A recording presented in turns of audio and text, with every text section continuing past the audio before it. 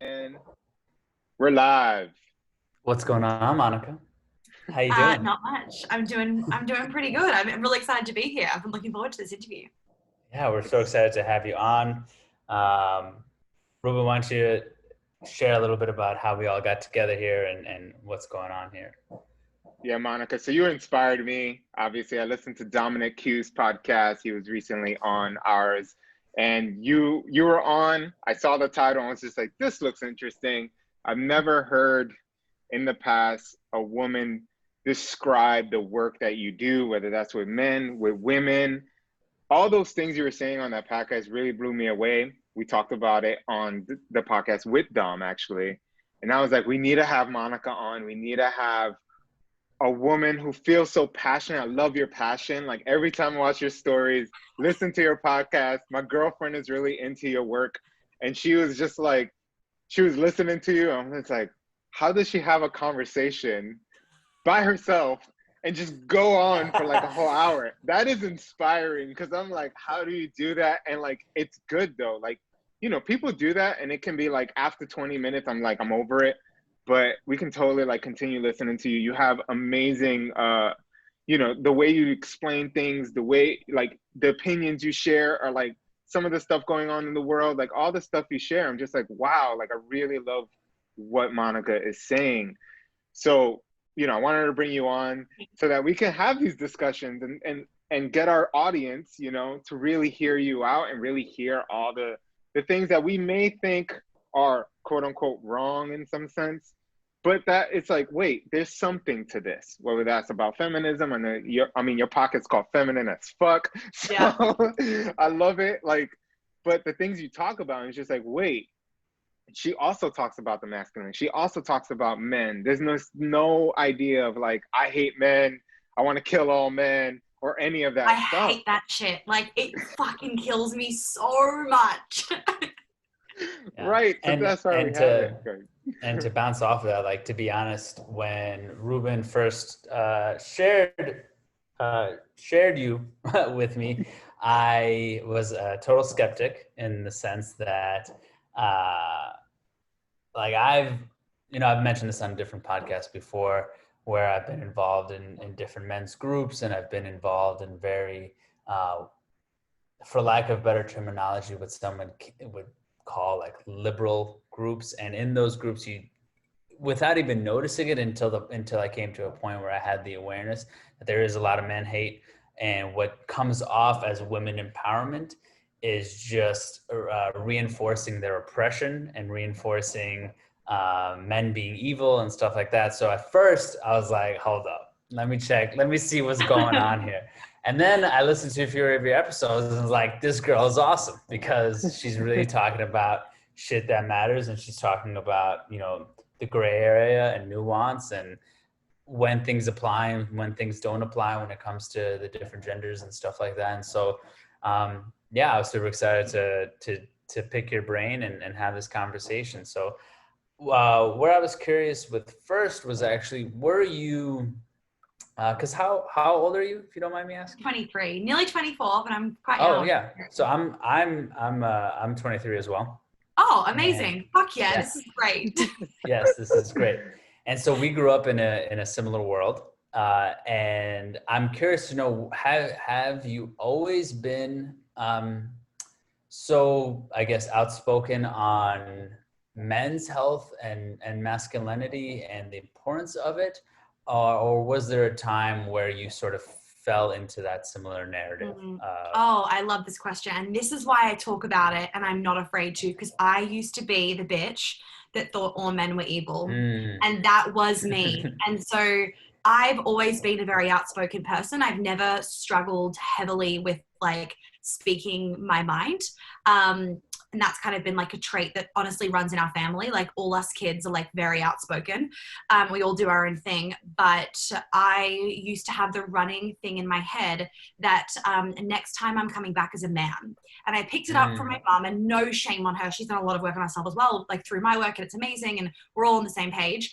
But, she'd picked that up from her mom. So like, that just is what happens unless you've done this kind of work and you've been exposed to it.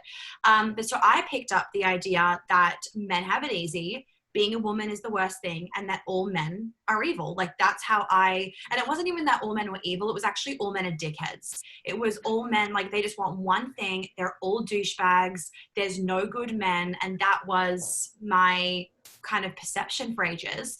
And then what really made me stop for a second. Can we actually pause right there for a second? Yeah. Because you said something that was interesting, which is you got that from your mom, and Yeah. she got it from her mom. So can you go a little bit deeper into that, and what do you mean that you got it from your mom, and how, if you could look back and analyze it, how that precipitated into your brain and became your reality? Yeah, totally. So it was thrown around as a joke. That's all it was thrown around as. And it was thrown around in relation to women having periods. And we deal with more shit. Like we have more things to deal with. Now, I don't perceive it as we have more shit to deal with. I'm like, men have more shit to deal with. Like I could not imagine the stress of being the provider of the family. And yes, we can be modern and women can be the providers, but like, I don't fucking want to be the provider. Fuck that shit. That is too stressful for my nervous system. I don't want to do that, right? That's not my vibe. I just want to cuddle my kids on the sofa at home. That's what I want to do.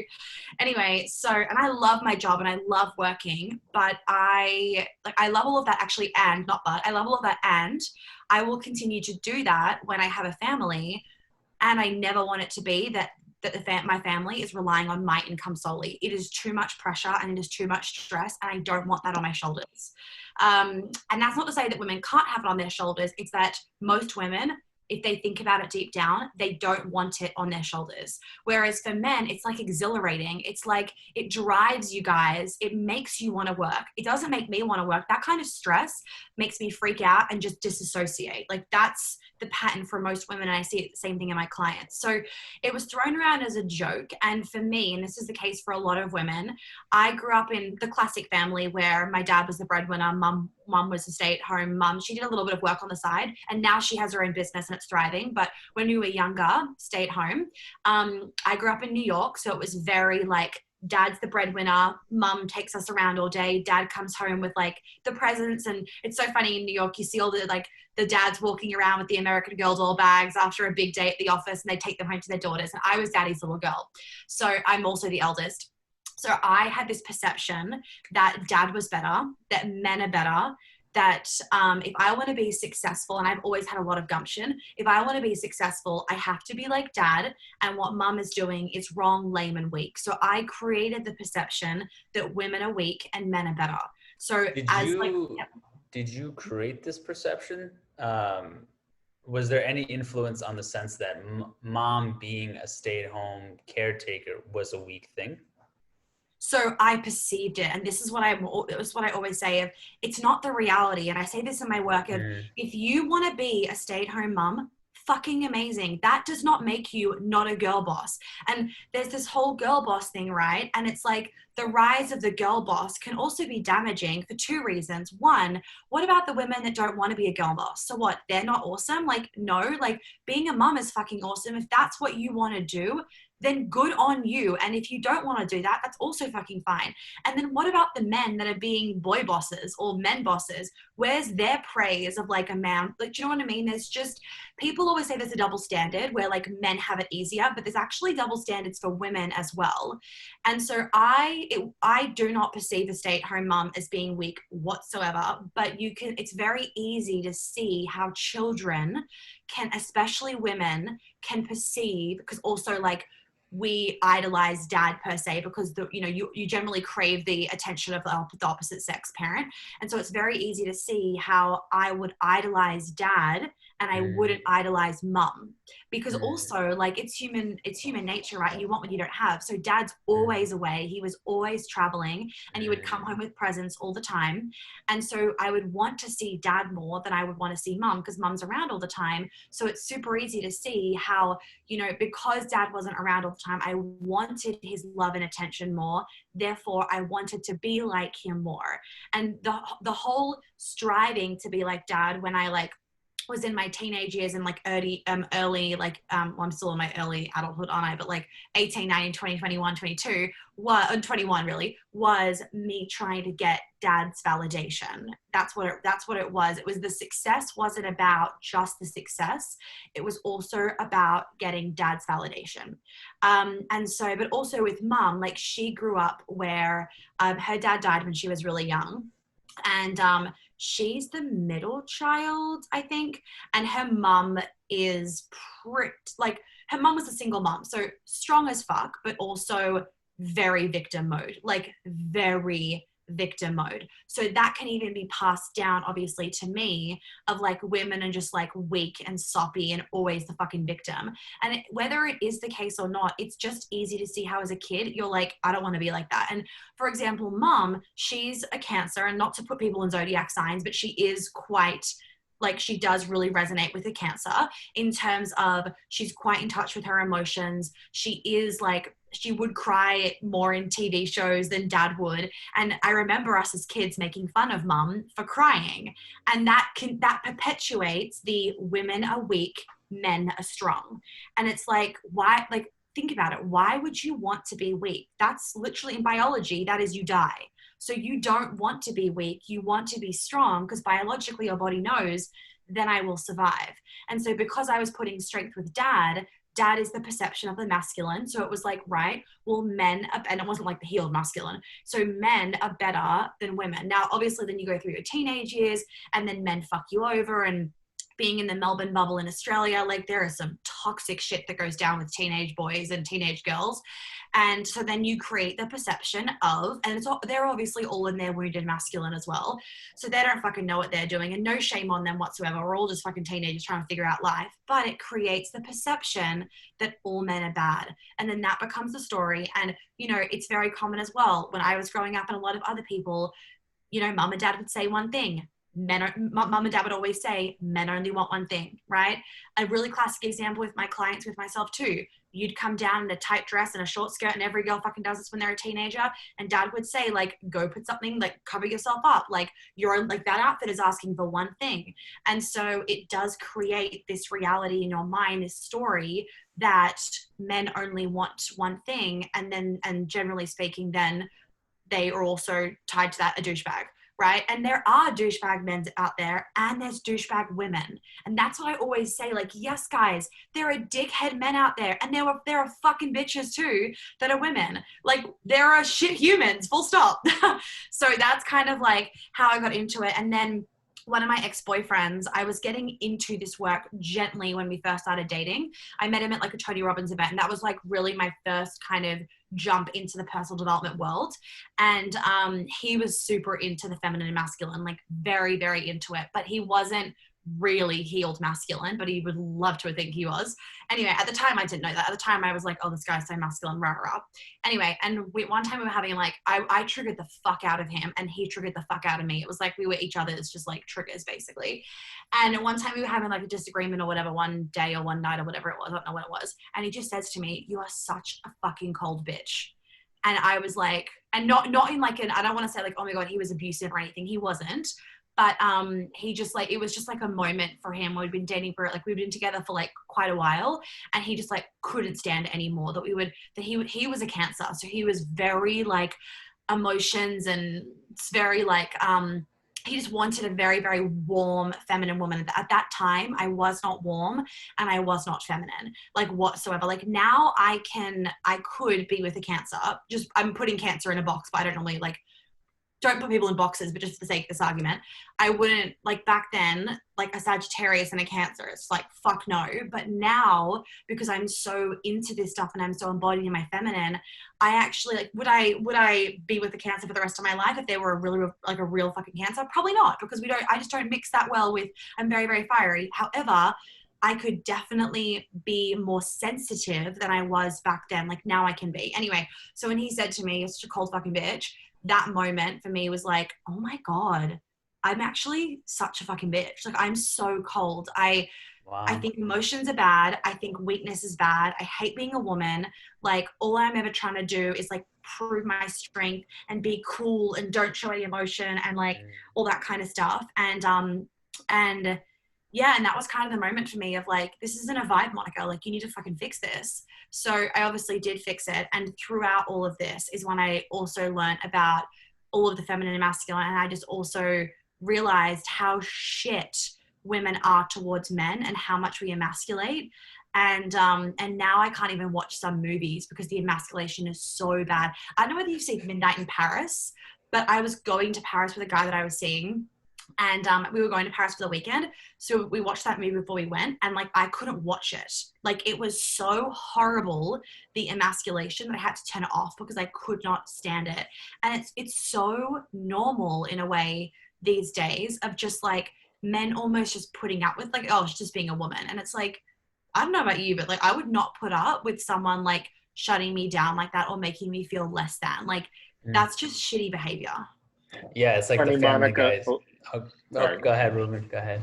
I just watched Midnight in Paris with Karina, my girlfriend, about 2 weeks ago for the first time, and I was like infuriated. Oh, I was raging. I was fucking raging. I like put on my Instagram story like, this is fucking terrible. Right. I was like, why is he staying with this woman? It was just so bad. So I love that you bring that up. And for those who haven't watched it, please do. And you see, watch it and you'll see. You'll see it. And I want to actually, you said something that really caught my like attention, which was with this man that you were with, your ex-boyfriend. You talked about he thought he was a healed masculine, but he really wasn't. So I kind of wanted to dig and kind of see what that means for men. Like, what is a healed masculine? How do we know if we are healed from your perspective, from all this stuff you've studied? Like, what does that look like when a man is fully healed in his masculine? So one, I think, did you have anything that you wanted to say as well, Jesse? And I can probably mush the two together. No, I just was similarly going to acknowledge that, what our media does to men. I call it Family Guy syndrome, because you just get a bunch of these Family Guy, Peter Griffin characters where they're just kind of like out of it, or don't know what they're doing, or their wife's always complaining, or they're overweight and they're lethargic and lazy and stuff like that. And you just see a lot of that in you do TV and movies today. And so that's all. Okay, cool. So I firstly want to say that and actually my followers love this, I don't say that you need to date some like super spiritual dude that's like done all the fucking work and X, Y, and Z. Any guy that hasn't done that isn't enough for you, because it's just fucking unrealistic, to be honest. Like, that's just like, it is unrealistic, and you can't put that kind of pressure on your partner. Anyway, in terms of the healed masculine and the not healed and how it shows up, every guy is different. And I think the needs of every woman is different. And it's really important for women and also for men and vice versa, to honor like, what are the things that are necessities for you in the relationship, where I need these things from him, or I need these things to be present in the relationship in order for me to be happy. And then what are like it'd be great if they are, and if they're not, like, not a big deal. So in terms of like the healed masculine, the wounded, I think the bottom line is, even sometimes men will, it's such a fucking complicated question to like answer, I guess, because even sometimes these days men will actually show up in their healed masculine. But if the woman is in her wounded masculine, wounded feminine, just like being a fucking bitch, basically. Can we take a moment? I'm sorry. Can we take a moment to just define what wounded and healed means for those who don't resonate with those terms? Okay. So I would say a wounded masculine man is a man that, and we also have to tie in like a little bit of the inner feminine here, but I'm just going to generalize this, and people can like dig if they want to.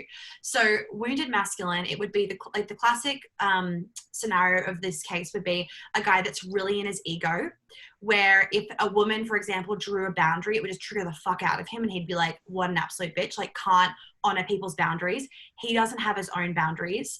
A lack of direction and determination. Now, that doesn't mean if a guy doesn't have direction, oh my God, shame on him.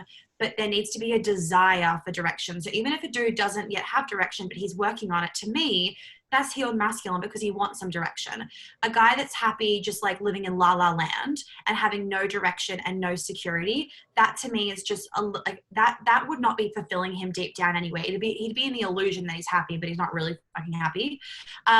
Another example would be like a guy that doesn't know how to hold the energy of the feminine. Now, this is where that example per se, a lot of the average men don't know how to hold a very feminine a woman that's really embodying their feminine energy. That to me does not mean fuck him, he's so wounded.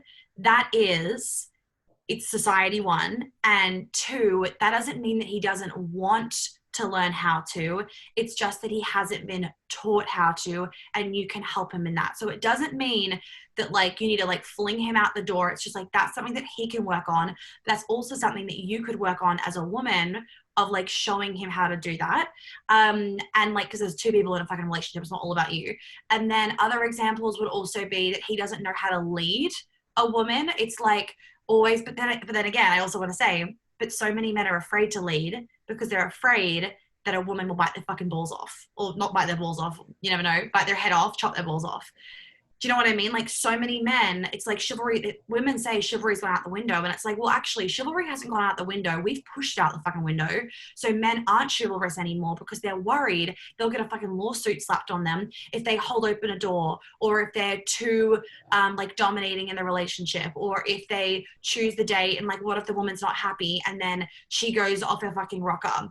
Or what if the chivalry, or if the chivalry is inauthentic, meaning like it's coming from like a needy place and not from like, I'm doing this because this is who I am, versus like, I'm doing this, please accept me, you know, type of thing. It's two different energies. Right. So like other wounded masculine things would be like any mummy issues that aren't healed, so craving validation from women, any kind of like what would be another one, like in the bedroom, for example, when it comes to sex, like not being able to like hold their own energy and being able to like take the lead in the bedroom, but also, you know, like he just needs to like have fucking sex for 5 minutes and just, it's only about him getting off. That's like very egotistical.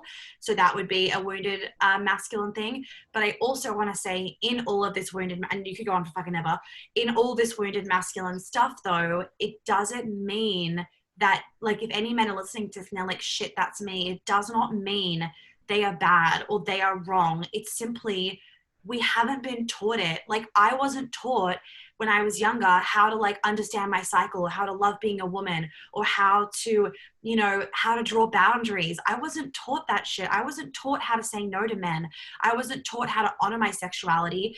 And so how else was I meant to learn it besides getting it from the media? And so men, it's the exact same thing. And so there's no shame. There's simply like, if you want to be better, then fucking awesome. That's the first step. And that's the biggest fucking step, being like, I'm going to do better. And that's like the biggest part of all, is that self kind of recognition of, I want to be a better man. And I also want to put in there that, you know, if you're a really masculine man, it still can be challenging to be embodied in that around a woman unless she is in her like healed feminine. Because you could be wanting to, like, for example, my ex, like he, in terms of taking the lead and like, you know, making the plans and X, Y, and Z, he was like, he nailed that shit, right? But I didn't know how to like really receive that and how to honor that. So even though he was trying to do it, I kept like just being a fucking cold bitch about it. And it was really hard for him as well, because I wasn't in my embodied feminine. So there is like a two-way street where if you're wanting to take the lead, you need a woman that knows how to receive. Otherwise, it will be very, very frustrating for you, if that makes sense. And a lot of women don't know how to receive. It's like, they want a man that like, you know, takes the lead and like rah rah, they all say like, we're all the good men. It's like, you don't know how to fucking receive. So they aren't coming to you, one. And two, like you fucking squash them. So like that's where they all are, like squashed. Do you know what I mean? So it's always a two-way street. Dom asked me this question one time in a podcast, like, if you had to choose whether men or women did the work, who would you choose? And it's such a hard question to answer because it is both of us that need to do it. But I would actually put the controversial opinion of women if I would choose women to do more of the work, because naturally speaking, you guys really, and like society is very masculine, so we've turned really masculine. You guys are kind of more on the okay side because you are masculine. Do you know what I mean? So like you're kind of okay. But women, we've lost all of our femininity. But if we all came back into our femininity, into honoring that, naturally it would actually help so much already. Do you know what I mean? Like, and Well, there's it's a million interesting. sides to this argument, and like I know the Susans and Well, this Karens is good. This is good. but like there's a valid point there too. Hold on, but this is good because I take sort of the opposite perspective, which Okay, is cool. I think that actually our society has become very feminine, and that a huge part of the issue is that men don't know what masculinity is. Men don't know how to live in their masculinity, because what you're saying is sort of opposing thoughts. It's like men. It's healthy for men to lead. But at the same time, women need to do the work. And I actually think on both sides, I think both sides are wounded. And I think it's because men don't know how to lead. And that's why we have poor leadership. And that's why, we have not created, and I'm not blaming men, I'm not blaming women, but I think the way we're seeing women be in society now is because men have not created a safe space for them to be feminine. Agreed. I like that. Yes. So agreed. And I want to add though, so if you were to say right now in modern times, like not before the feminist movement, right now in modern times, if all men did the work and women didn't, I would still be concerned because women have so much anger towards men.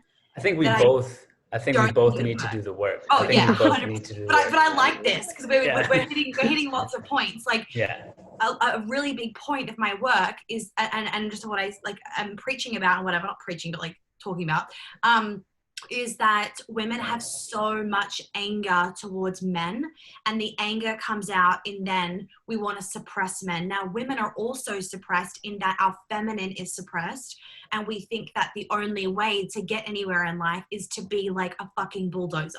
That's what we think, and then it exhausts our bodies, it fucks our hormones. I mean, you look at women, just if you look at the physical side effects of this, like every second woman, in fact, pretty much every woman has some sort of hormonal issue. I mean, adrenal fatigue is just like, it's like, oh, hi, my name is Monica and I have adrenal fatigue. Like everyone has adrenal fatigue. It's like people's middle fucking name at this point. And, you know, so many women are infertile or struggling to fall pregnant. And yes, men have their health issues too. But like what we're not understanding is like, this isn't fucking normal. Like this is not fucking normal. And a lot of women, me included, it's like I thought, a lot of women think that the only way to be successful in our careers and in life and to get what we want is to be a fucking bulldozer. And then, and this is so common, they get to 30 something years old or 40 and they're like, I have so much money. I've climbed the ladder. I've got my dream job and I am so fucking unhappy because my biological clock is like basically fucking up. I do want kids. I haven't met the man of my dreams. And I come home every night. Cool, I may have made $10,000, $20,000 in a day, but I have no one to come home to. I go on holidays alone, maybe with my friends. All my friends around me have kids or whatever. And I have got what looks like to be this perfect life. And I'm so fucking miserable. And it breaks my heart because it's so many women, and women have not been able to give themselves the permission because society doesn't give ourselves the permission to be like, actually, I want to work part-time, raise a family. Yeah, I want to find a fucking man. Yeah, I want to get married or not get married. Yeah, I want to just fucking live in the mountains and do fucking nothing, whatever they want to do. It's like saying that is wrong. It's like, oh, like you are so not modern. You're clearly not like a feminist or whatever, like just like all that fucking bullshit. It's like the permission piece of you're only an amazing woman if you are a quote unquote girl boss. And if you're not that, then like you're a bit lame. And it's so damaging. That's so funny because like when it comes to like the workforce, so my partner, and I'll just kind of like, I can't speak for her, but like from what I've seen, her current job, for instance, is an all women led company. And she's been working there for about 2 years. And what I've noticed is that, yes, it's all women. There's about 3 guys that maybe work for the organization. It's a small company. And from what I noticed, it's extremely, probably more masculine than my company. And I work at a bigger organization, but I also work for a nonprofit, which is definitely well known to be more women work for nonprofit. It's very compassionate work. Like, you got to be like there's a lot of emotions in the air. Yeah. So I struggle with that because I try to be more in my masculine. I'm very leadership oriented.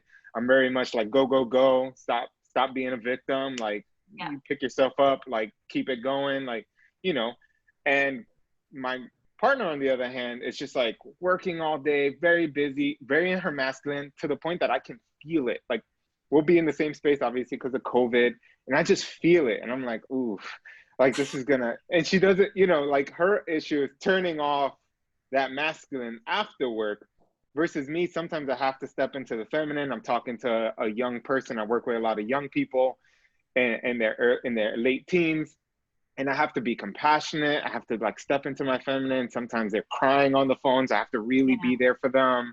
Yeah. And I've had to learn that, because I'm very much like, stop crying, like, stop crying, get up, get to work. You know what I mean? Like, but I have And there's to a place for that too. There's Yeah. a place for that too. There is. 100%. I have to do it way more. And sometimes I'm still in that emotional space when I get off work, and we'll clash, because, like, I can be dominating at times. I can be I take up a lot of space. Yeah. It's just how I've learned to become a man, because I had to learn this. And it's difficult. So, like, where this is leading to is the question. And if you maybe have tips for when it comes to relationships, about, like, having to navigate being in one place or the other because of our jobs, and being able to go back into our, like, my masculine, her, and her feminine, where she wants to be led. She's giving me that feedback. Yeah. I want to be the leader. I want to be the one to do all these things that we've been talking about. So, like, where, like, Love how, when our work is just like, no, you have to be this way. Yeah. So, like, one, in terms of, like, women, and then no matter who they're working for, you can do masculine roles, I believe, in a more feminine way. So, like, for example, you could be sitting at your office desk in, like, between a million. Okay, so let's do a couple examples. So you're working at home for a very, very, very masculine company, and all these women are like, really, we have to get so much shit done. But if you lit some candles, you had a cup of tea, you had some jazz music going on in the background, and you're in some, like, comfy outfit or some sexy outfit, like, you've added in some feminine elements that will just help you stay a little bit slower than if you didn't have that. So that's, like, one thing that you can be doing at home as women. Another thing is, like, if you're working at, and I was saying this morning on my Instagram stories, you might have seen it. If you're working at a really male dominating, let's say, ignore COVID, you're in an office and there's lots of men around you, and you work as a woman, for example, and you think that you have to be super masculine all the time to, like, beat the boys. You don't. Like, you can actually be in your feminine and use that as your superpower. Like, let men look at you. I was saying this morning, like, yes, there's always a line, right? If, like, some dude's harassing you, like, fuck off, because that's just, like, shit human behavior. But just like if a woman was harassing a man, like, fuck off. But generally speaking, like, people aren't harassing people. And if a man looks at you, that does not mean he wants to fuck your brains out. That just means he probably is just like, oh, she looks nice today. Or, like, you look good. Just like I look at dudes when they're fucking attractive. I look at chicks when they're attractive. When people are attractive and glowing, they're attractive and glowing, like, full stop. It doesn't mean I want to get in their pants. Well, sometimes I do, but still. Anyway, and so if you're a woman at work and you're around a lot of men, like, actually use your femininity and, like, your sensuality, not in a manipulative way, but in a way where you can get more done, where men want to help you because they're not afraid. Key thing, they're not afraid. If I go into her office and help her, is this going to result in a lawsuit? Is me going into her office to help her, is that going to make her think I'm asking for something else? And this is so important. Like, it's women's responsibility as well to create a safe and work environment for men to also thrive. Oh, I'm doing a survey, actually. I will send it to you guys. It's an anonymous survey for men of asking these very thought-provoking questions. And, like, and I would love for you guys to share it if that's okay. But I've done this survey a while ago, and I've spoken to, male friends about this. And one of my male friends, actually, he works really, really high corporate. And he said to me, like, honestly, Monica, sometimes I feel like I can't get my work done as well because I am so afraid of being too much, saying too much, something coming across the wrong way, and a woman in the office or a woman in the meeting room twisting it, and then me getting slapped with a lawsuit. So sometimes I'm so afraid of being hit with a lawsuit that and it hurts. It does hurt people's HR, FYI. HR, is that? Yeah, HR. I'm so afraid of getting hit with a lawsuit that I actually can't do my job as well because I can't be the full version of myself because I'm worried she's going to be like, oh my God, I was abused in the office. When it wasn't that she was abused, it was just like I needed to say something in a meeting, or I had to get a point across, or whatever it was. And so it's also our responsibility as women to make men feel safe. And this is the key thing. It's our responsibility to have our boundaries, to speak up when our boundaries are getting crossed. And so many women, because we're not taught how to do this from a young age, we are taught to just do whatever a man says and don't rock the boat, don't be an inconvenience. And that is something that we as women need to work on 1,000%. So what then happens is if a man does cross our boundary, so many women do not know how to speak up. And then that's where the problem occurs, where it goes too far and then a lawsuit gets slapped in somebody's face. But what if more women felt comfortable to be like, hey, not acceptable behavior. And instead of taking it personally, they felt empowered in their feminine to be able to put their foot down. So that's just, I don't know where I was going with that, but that's a workplace thing. Anyway, for the coming home, for the getting back into the masculine and feminine. So I go off on tangents, but they're good. They're juicy. So 2 things. So one idea is that if she's in her masculine, I love this, but everyone's each to their own, depends on the woman. You can over masculine her and over dominate her. Now, you have to be a bit aggressive about it, but I would fucking love that because I'm so fiery that when a dude can over dominate my fire, it's I am dropped into my fucking feminine straight away. Another thing that you can both be doing is that at the end of the workday, she goes and does 5 minutes or 10 minutes of something that gets her in her feminine. So examples would be run a bath, and you could run the bath for her. So that's then you're in your masculine doing something for her and then she can receive it. It could be she puts her music on, she changes her outfits, has a shower, goes for a walk. Anything for 5 minutes that's going to drop her back in. That's what she needs to do. Something that's going to evoke pleasure in her body. She can't just sit and scroll Instagram. And even if it's lies on the bed and stares at the ceiling for 5 minutes, amazing. She just has to drop back in and get out of her head. And then what you could be doing is you need stillness. So the masculine then needs stillness at the end of the day. So for you, it would be go do 5 minutes of breath work, or go do 5 minutes of push-ups or something, I don't know, or go sit in meditation for 5 minutes. And that would then get you back into that present of the nothingness of just being really in your energy and feeling the energy in your body. That would then get you in your masculine and bring the stillness back that you're needing. And she would then be able to bring the flow back that she's needing. And then the two of you would come back together. And what it also means is that transition is sacred as fuck, because it means that you've left work at work for the day, especially with everyone working at home. And that's it's this 5 minutes is a line. It's that moment that we're all missing at the moment between leaving the office and coming home. That's that moment that we're all missing right now. So if you can make that moment, it will be really amazing, because then for both of you, it's work's done. And that's you've energetically kind of made it obvious that work is done. And then she gets to be your girlfriend and you get to be her boyfriend. And then the polarity is back and you're not in the office together, basically. Yeah, we've totally dropped that ball because occasionally. Your reminder.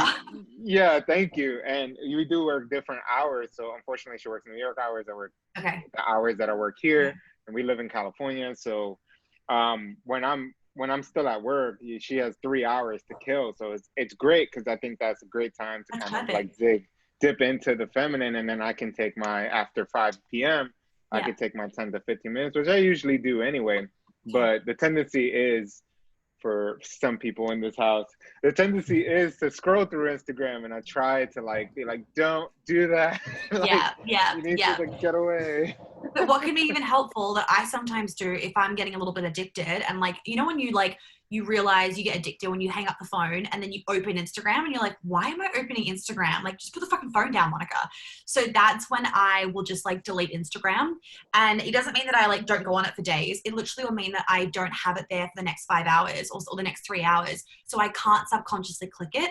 And it makes me realize in those 3 hours how much I go to subconsciously click it. And it's almost just like, it's just that little bit of cutting, which allows me to kind of recalibrate for a hot second to realize like, oh yeah, let's just like not go on that for 3 hours.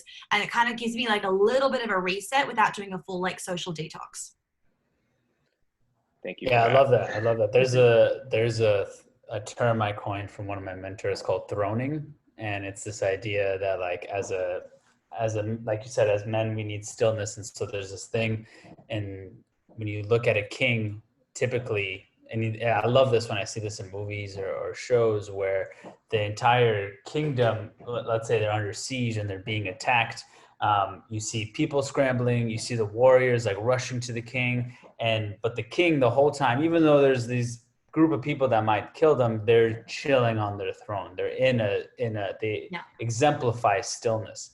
And so this idea of throning is, whether it's after work, whether it's your mind's racing, going a million different ways, that you physically sit down and try to get as still as you possibly can. Love that. And I found that to be super impactful for myself. And to bounce off of what you were just talking about, as far as drawing, like I think it's a perfect segue in this of the example you used of drawing a bath for a woman because you're doing it, she's able to then be in something that's feminine. There's a really great quote that I'd love for you to, I would just love to hear your thoughts on it and what it means to you, which is that men need to rise to their masculinity and women need to relax into their femininity. What does that quote mean to you? And please. Okay, I love that. I love that. That was just like that hit me. I was like, oh, hello. Okay, so for me, the rise of the masculine is really also about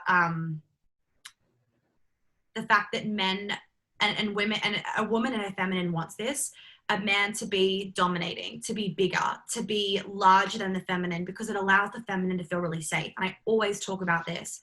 If you don't feel, as a woman, if you do not feel safe around men and around the masculine, you will absolutely not feel safe to be in your feminine. When I am around men, when my male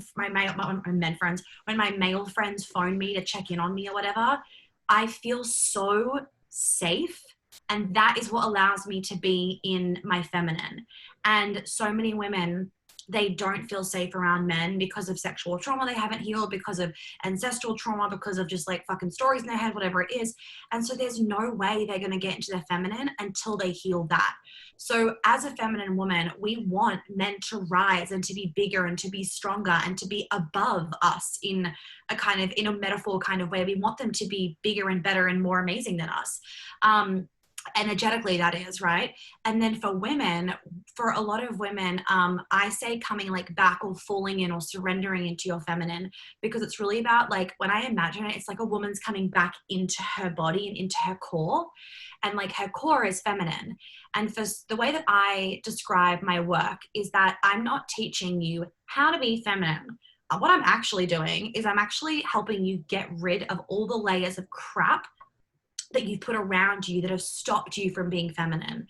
So when you're surrendering or falling into your feminine, you're not searching for something outside of you. You're not going into your feminine. You're not becoming feminine. You're like being reminded of it. It's like you're releasing all the shit that has stopped you from being feminine so that you can be feminine again. So I always imagine it like you're a big onion. Like imagine as a woman, you're an onion, and all these shells, like the little core is your feminine self, and all these shells and all these layers of the onion are like all the shit that you're carrying that's built this massive wall of armor around you. And generally that wall of armor is like a yucky masculine energy that you're holding around you. And when you release all of that, that's how you come into your feminine. That's why I do so much. That's why I always say with my work, we're releasing, we're clearing, we're getting rid of. Because when you do that, you naturally come into your feminine. And it's unproductive and it's stupid to be like, oh, I have to add on like 50 things to my to-do list and then I'll be feminine. Like, that is not being feminine. Like, fuck that. I don't have time for that shit. And I always say, like, I'm not here to add shit to your to-do list. I'm here to help you get rid of the things that are stopping you from being in your natural state of being, in your natural core essence of the feminine. And then I feel like for men, actually, they've been so squashed that they need to rise and get out of that squashedness, if that makes sense. So it's like we as women, we've gotten bigger in a anger, bitter kind of way of like a very fake like facade of like, fuck man, like we're better. So we seem like the bolder ones, when actually at the end of the day, we don't want to be these massive, bold, destructive bulldozers. We want to be looked after. We want to be cherished. We want to be loved. And we can be thought-provoking and groundbreaking and game-changing for the world. And we can be soft and feminine and all that kind of stuff. And actually, on this note, I first met Dom because we were both speaking at an event in New York ages ago. It was like, I don't know, maybe 2 years ago. I don't know. Anyway, I just had a ski accident and I'd flown to New York to do this talk. And I was standing in there. I was standing doing this talk in this like flowy red dress. And I did my talk and everything. And I'm naturally very, very fiery. But I came down and I was like talking to people or whatever at the back of the room. And he came up to me and he was like, I just have to say, you were the only woman. Like he said, firstly, it was so beautiful watching you talk, because I remember this so clearly. You were the only woman on the panel that stayed in her feminine when you were talking. And it was so, what's the word? Like I was so drawn to you. I was so sucked into what you were saying. And I always get that feedback of like, you're fiery, Monica, but you're so captivating. Like you're so captivating. And it's because I stay in my feminine and I can be polarizing in terms of the content that I say. I can be thought-provoking and I can be triggering, but because I do it from my heart and from my feminine and from like this deep place of my soul, it's so like, what was the word that I used before? It sucks people in, because the feminine is magnetism.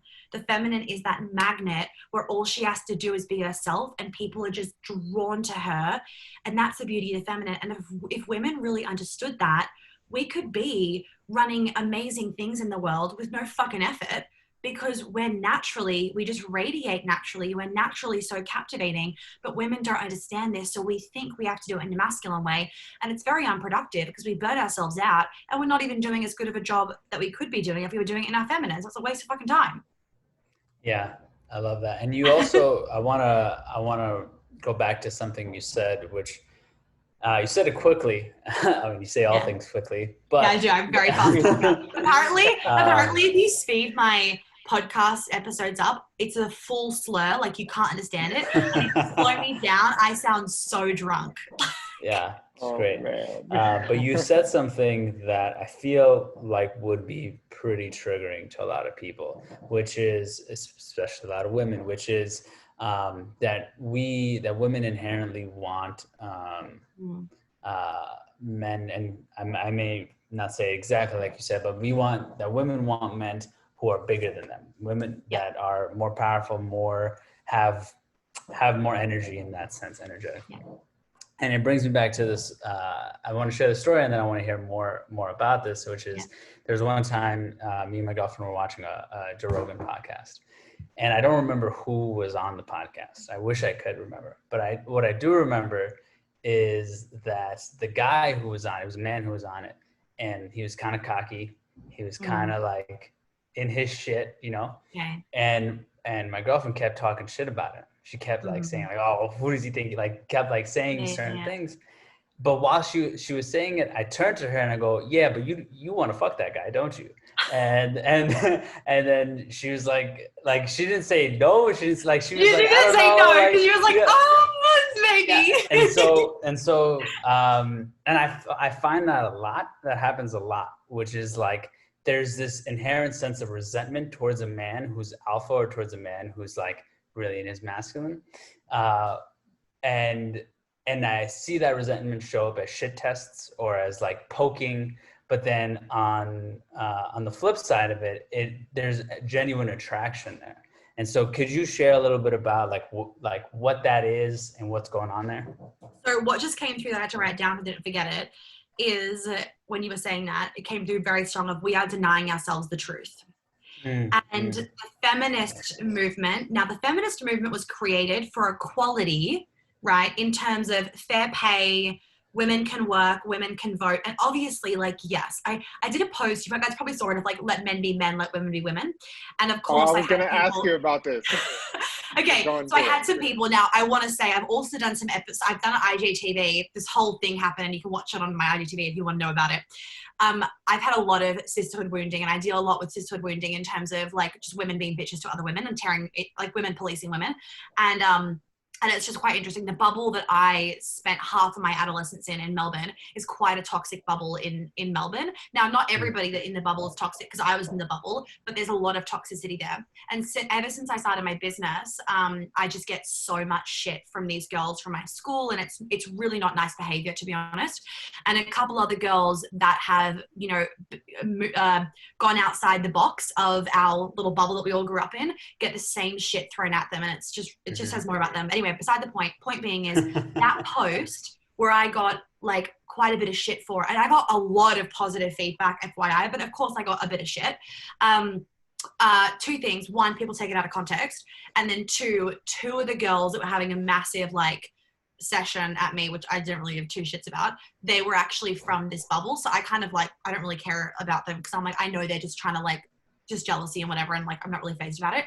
However, one of the girls was saying like, oh, so you're saying that because of this, like, you don't agree with women having the right to vote from the 1970s. And I was just like, what?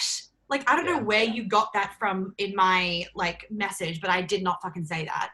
So when I'm talking about how the feminist movement has fucked us, or it's not helping our relationships or whatever, I'm talking not about why the feminist movement was created. It was created to get women the same rights as we should have. Like, we're both fucking humans. We both have brains. We can all fucking vote. We can all work. Like, obviously, right? So firstly, all those obvious equal rights, like, of course we should all get the same, duh. And things that are still on in the world around, you know, different people not getting paid the right amount depending on their skin color or whatever. Again, fucking stupid. We should all be getting the same amount of money and X, Y, and Z.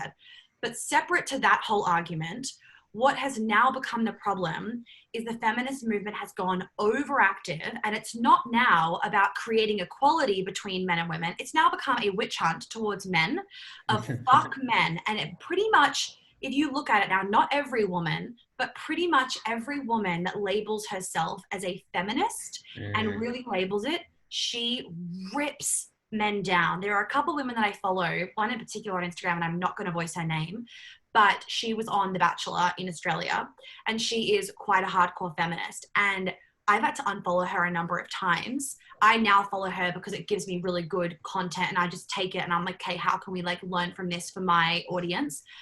The shit that she says about men makes my fucking blood boil, and it breaks my heart because she has a massive following, and all these women are like, yeah, fuck men, in response to what she's saying. And I'm like, and all these young women follow her because she does also post very empowering things towards women, which is great. And I love some of the stuff that she posts. But my problem with all of this is that it's taught women to hate men and to ignore their truth. And our truth deep down is that we want to feel fucking safe, and we want to let go. At the end of the day, at the end of the day, there is nothing that feels better for a woman than coming home and being able to know that a man has got everything in control. Why do you think women complain? Why do men never plan dates? Why don't men open the door? Why don't men buy flowers? They're complaining because that victimhood is actually a desire. They're wanting men to do that, but they think that's also wrong at the same time. It's very confusing because society says that saying that means you're a weak woman, right? And that you're submissive, right? And it's like, well, actually being consciously submissive is completely different to being unconsciously submissive and lacking boundaries, and that's a very wounded feminine. But like being submissive, like a lot of women, for example, and this is interesting, a lot of women that have high corporate, very masculine jobs are kinky as fuck and submissive as fuck in the bedroom. And why? It is because they are craving that so fucking badly, and they don't know how to get it in everyday life, and they only know how to get it in the bedroom. And so they're craving it in the bedroom. But the bottom line is, like, is their heart satisfied in that? Probably not. Their pussy's fucking satisfied, but their heart's probably not satisfied in that, because we, like, that's the issue. So the feminist movement was created for the equality, but my argument with all of this as well is, can we really, no, not even can we. My answer to this is, I don't think we're ever going to have equality between men and women, because we are so fucking different. We are so fucking different. I was just gonna say this. Thank you. Like, I don't know why we are trying to get equality. We should be trying to nail our differences. Like, imagine, this is my, oh my God, this is my like fucking dream. Imagine and I want to do this in corporate workspaces, because I just think it would be a fucking game changer.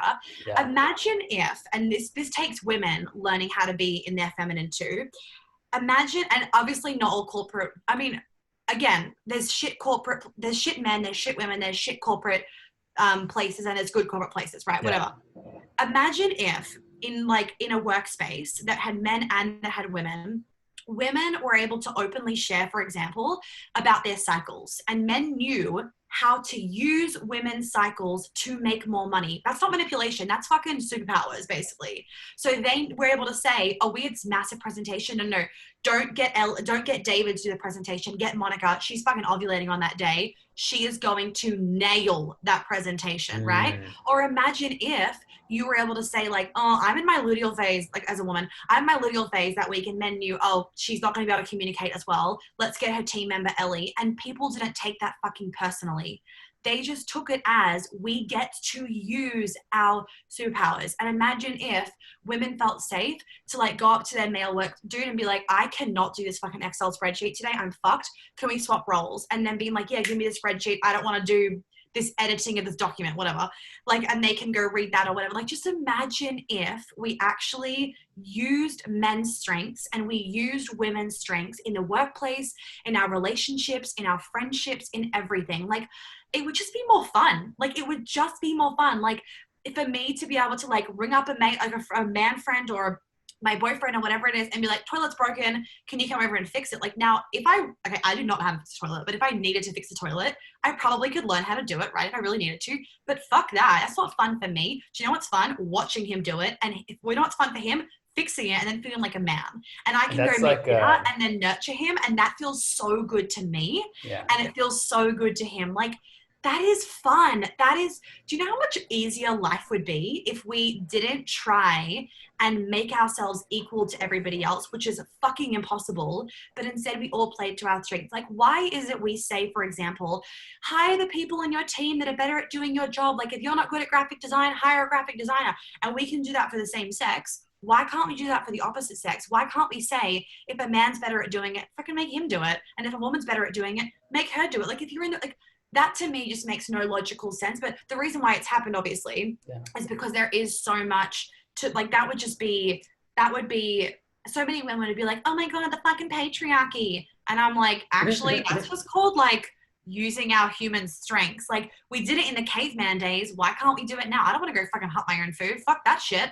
Like, you know what I mean? Like, anyway, that's my whole argument with it, of, like, we have different brains. Like, we literally have different fucking brains, different amounts of white and gray matter. So why are we trying to be the same? We don't try and make ourselves, we don't say adults should be the same as a 3-year-old kid, and their brains are fucking different. So why are we saying that women should be the same as men, or that men should be the same as women? Yes, we all have equal rights because we are all fucking humans, but we don't need to be the same. And that's my TED Talk, the end. I love it. That example about the men coming over to fix the toilet. It's like in the old days where they had the handkerchief, and the girl would drop the handkerchief. The guy would come over. Oh wait, what's that? I don't know about this. Oh yeah, so like there used to be this old trick where, like, if a woman found a man attractive, this was like in earlier days, but like if a woman found a man attractive, she would drop her handkerchief. She'd drop it, and the man would come over and pick it up. Okay. And that would spark the conversation, and it's, you know, she's not coming up to him and being like, hey, you want to go on a date, because that's too imposing on a man. Instead, it's like, come do something for me, and we can move from there. Yeah, I love that. That's awesome. It's really hard because, like, I understand that a lot of companies, they're doing it from a good place. Like, let's say, for example, there's like a couple of co-working spaces in New York, for example, female only. Now, I, like, as an example, and like, that's not bad, but just like as a topic for discussion, as an example, I understand why they are doing it. I also understand, I mean, hell, I do so much trauma work with my clients. I understand that a lot of women don't feel safe around men.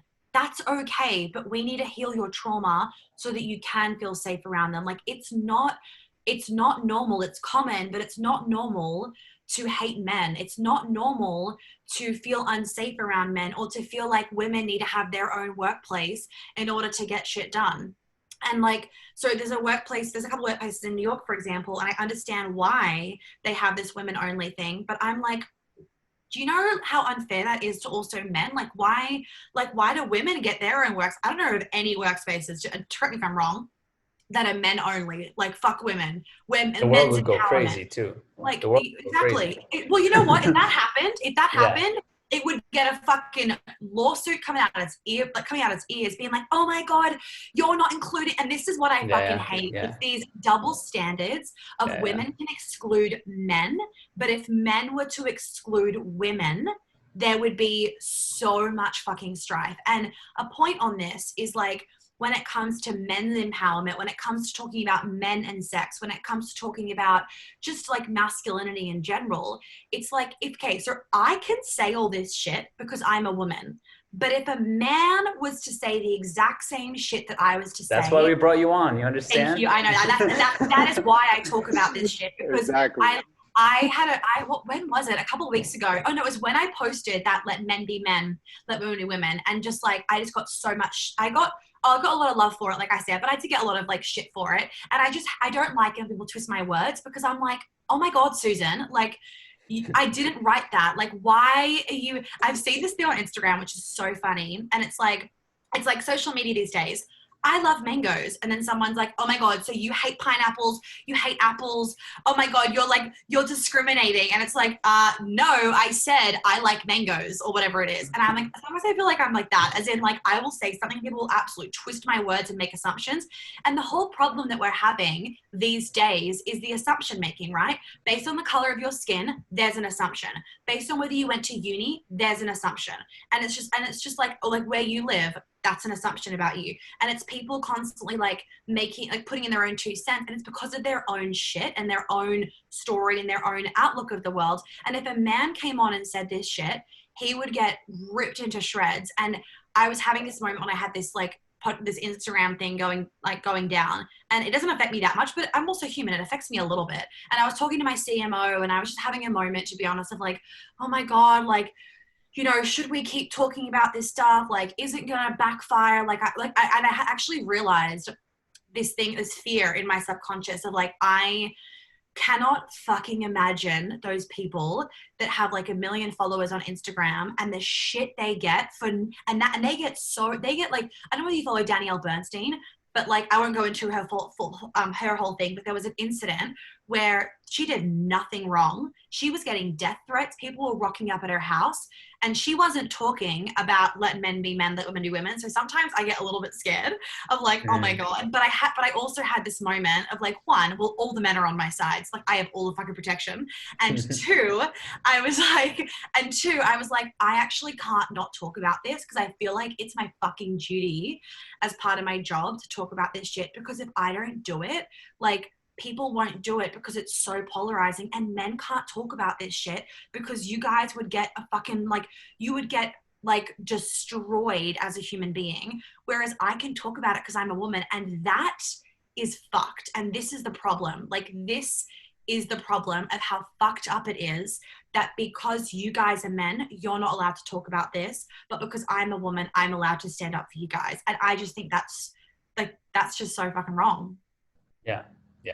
And you know, to be fair to those people, I also understand them in the sense that, you know, what we're talking about, I me personally, I hadn't always had these views. Oh no, old me would have been like, who the fuck is this bitch? Like, yeah, I exactly, get it. exactly. Old me would have been like, this chick's so wrong, or 100%. Yeah. And it's the sense, you know, at least for me, it was the sense of responsibility that I was not looking forward to taking on, in the sense that, like, yeah, because when you acknowledge that these are the realities of how it works, Yeah. then at least from the man's side, it's like, oh, okay, well, there's a lot of things I now have to change about myself to understand that. And Exactly. and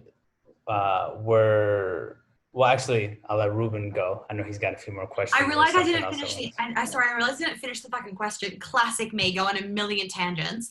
So answering your question, Jesse, about the alpha male and why women want that or whatever. So my whole thing was like, we're denying ourselves the truth, and the truth is that, generally speaking, like, our nervous systems for women, we do have more fragile nervous systems. And yes, there are studies on it. We do have more fragile nervous systems. And so when we are around like masculine energy, we feel really safe. Now, obviously, a bigger dude that really has a lot of confidence makes us feel quite safe. And that leadership, even if it's a bit cocky, there is a part of us that fucking loves it, because we are just going to get bossed around. And that feels so good to our bodies, because we constantly live day to day where we have to make all of our own decisions. We have to decide all day, and for someone else to boss us around. I mean, I say all the time, like, yes, sir, boss, tell me whatever the fuck you want to, like, tell me whatever and I will do it, because it is so nice for me not have to think. Like, it is like, I will not argue at all. If someone made a whole plan for the day, even if I don't want to do something, I'd be like, you know what, I don't give a fuck. Because as long as of course no boundaries are being crossed, I wouldn't give a fuck, because I spend all day in my business. I mean, I now I've hired a COO because I am sick of making fucking decisions.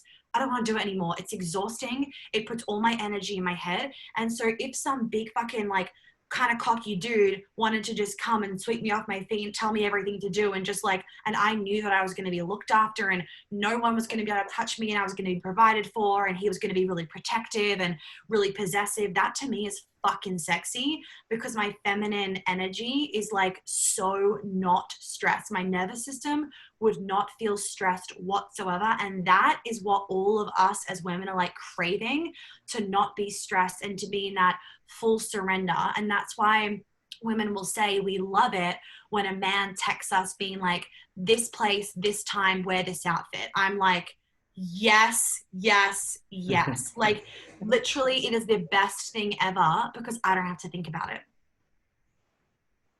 I love that. Something I'm taking a bit of a right turn, but kind of staying with the same.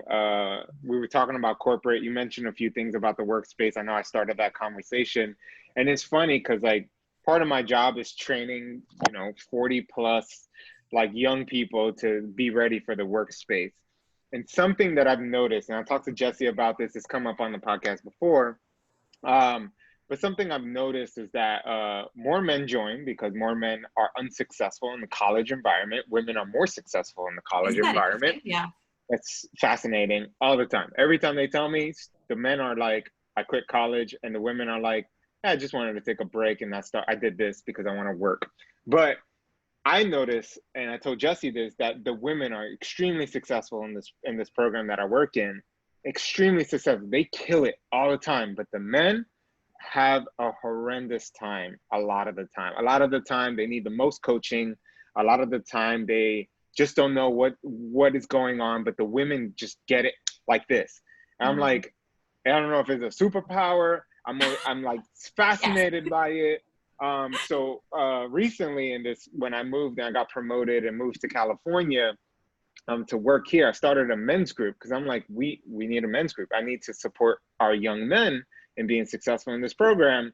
Yeah. And one time a woman came like spoke up and was just like, why can't women be invited? Oh, Jesus Christ. And I work for a very, very liberal organization, very much equality. They're really into all this stuff. And a lot of things I disagree with them, but I keep my mouth shut because I don't want to get fired or have an HR thing, as you already talked about. Yeah. So like, I was like, well, like there is a women's group. There's a women's empowerment group already. So there's that. And then there's no men's group. So like me creating this space for men to like, you know, talk about these things, to see like what is there, like what's holding you back, like why can't you step into your masculine, and giving them a little preview into what masculinity is. I share tons of books with them. I give them a free book, The Way of the Superior Man. Not sure if you Oh, talked love about that it. book. Yeah, Zom is a big fan of it. I'm also a big fan of it. But I'm always amazed at why the women are so much more successful than the men in this organization. I have the data to back it up. Why is that? Like when it comes to that, and I would love to hear your opinion on that. Like Yeah, why these young people? I've been seeing that quite a bit in studies. It's actually interesting. I was reading a study the other day of that women, and I want to dive into, it's a concept that I want to do all the research on, and then like bring out like a podcast or an article about it. But it's interesting as well because there was a study being done basically saying women have more rights than ever, and they are the most unhappiest they've ever been. So a couple of sides of the argument. One, I mean, women are very, like, naturally, we are very fucking smart. And we do have, and this is where it's like, wouldn't it be beautiful? Like, women are natural born leaders as well. We are healers. We are leaders. We are Mothers. captivating. We are mothers. Like, we are fucking amazing, right? Now, that doesn't mean men aren't, just we are really amazing. And, I think is like this combination of, one, we are very smart, and we do have this gumption as well. I also think, and I think it definitely comes from also this like mother energy within us of like, you know, protecting our kids. We do whatever we need for our kids, X, Y, and Z, that if we want something, we will go after it. And it's like this magical part of us where it's like almost this rebel side of us. It's like, fuck anyone that says no, because we want this. And it could be a little bit from like suppression in the past that we've kind of carried through. But I think more than anything, it's passion for life. It's passion for life, and it's desire for what we want. And so we work hard because we really can feel a goal in our heart per se. And, you know, I will also say that a lot of women that go to uni are very, very in their masculine. And so it's like, and it can be a bit of a backfire thing, which is what I did. I mean, I started my Bachelor of Business Marketing, and it was for plan B to please dad is what it was for. And like, if I have a business degree, then I'm all protected and sorted and X, Y, and Z. So a lot of women will also go to uni because they're like, I need this for security. And there is more of a need for that, if that makes sense, of like, our bodies, we need more security than men, because men naturally feel stronger and safer than what women feel, just because of biology, our hormones, everything, right? The fact that like we hold babies, men don't, so many different factors to it.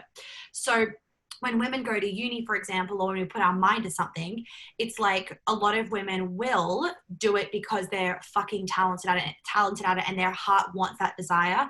And there'd also be a split of other women being like, I need this in order to succeed. I need this for, a lot of the time, daddy's validation. I need this in order to get a successful job so I can prove everybody wrong, so I can be a fucking girl boss, so I can get everything that I want, X, Y, and Z. And it can be, you know, I think I think it's a split of like, some women do it from love and like love for what they want to do. And then other women do it from a little bit of like anger or bitterness about like, I need this in order to like prove dad wrong or prove somebody wrong, or that kind of yucky energy, if that makes sense. Men, I think also these days, there isn't the same amount of empowerment for them as there are for women. There isn't as much support. Why do you think the fucking men's suicide rate is higher than women? Like, if men are struggling, most of them can't phone their friends and be like, oh my God, dude, I had the worst day. Like, I just need to like talk this out. No, whereas women, you pick up the phone, babe, life's shit. And then they talk. They have more of the support, where that's not as accepted, I guess, in society for men. So when men are struggling, they will wait till they hit rock bottom until they do something. So if a man, for example, if he's struggling with his mental health, which can be a lot of men also, I will say, with the mental health thing, they have fucking huge shoes to fill. That, like, as in like dad pressure of like, I've got to be a good enough man. I'm not good enough. What's the pressure from dad, the pressure from society, the pressure from myself? So many of my male clients, their fear is a fear of failure. And that fear becomes so paralyzing that it means they do fucking nothing. And because they're so afraid of failing, they're so afraid of letting down dad subconsciously that they do nothing. So what can then happen is this pressure becomes so much for men that the general spiral, and everyone's different obviously, the general kind of pathway would be, we feel the pressure, it's a lot, okay, I'm going to start uni, like I'm going to be fine. Then the pressure builds and builds, throw some alcohol in there, great recipe for a bit of depression. Then maybe they have some social issues, girls start rejecting them, or, you know, one girl rejects them and that's brought up a rejection from a girl when he was 16. That then, you know, oh, but don't show your emotions, men, because that makes you weak. So then they have to bottle that shit up and they got to keep to themselves, be strong, but they're actually so unhappy on the inside. And that just keeps going where they're like, they feel helpless, they feel alone as fuck. Why would someone have any drive or any determination to do anything when they feel alone as fuck? I mean, I say this even like with me being homesick because I'm like stuck in London because of like all this COVID stuff. When I'm feeling really homesick, I don't want to sit and do a pile of work. I want to lie in bed. I don't want to do anything. When you're feeling alone or lone, and it doesn't mean that you are alone. You can feel lonely and be around a million people. But when you're feeling like helpless or stuck or trapped in your life, there is no determination in there. There is no drive. There is no like, I'm going to crush it at uni. No, it's like, fuck it. I don't give a shit. That's the energy of it. And so many men are struggling with their emotional and mental and spiritual well-being that as a result, they drop out of uni, not because they want to, but because they can't keep up with the fucking workload. And so they struggle. Whereas women, like either we push through, we desire it enough, or we have the support to deal with our emotional issues and then keep going with uni. So yeah. I would say like those are possibly some sides of the argument and the reasons. Yeah, I would also say I think a lot of men are probably, and having experienced this myself, a lot of men are probably definitely jaded because it's like, well, where's my place in this world? You know, what is it? Where do I get to go and be a man? Yeah. If everything I do is everyone can do it. It's all equal. You know, everyone gets to play. And being a man is demonized. Yeah. Like, and they may not even consciously think that. They may not even consciously think that, you know, that may not be an actual thought in their head until it is. But the sense of like, well, what is the point? And like you're saying, like, for better or for worse, maybe there is a level of like, oh, like being a woman, you know, being in university, going towards something like I am making history. I'm redefining the narrative. The assumption is that they're redefining the narrative of what it means to be a woman in the world. Whereas a man, it's like, well, what else is new? Like business as usual. You're just doing the same old fucking thing. You know what I mean?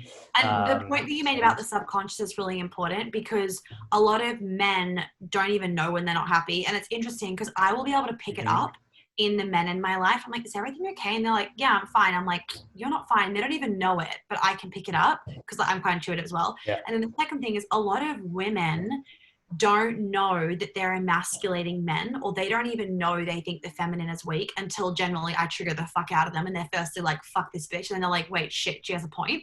So, and that was me as well. Like, I didn't know that I thought all of that kind of stuff until I was really confronted with my shit when I started the work, where it broke my heart of how I rejected all of my little girl's desires because I thought they were wrong and weak. Like, for example, I remember this when I was doing some, like when I started doing the work on myself.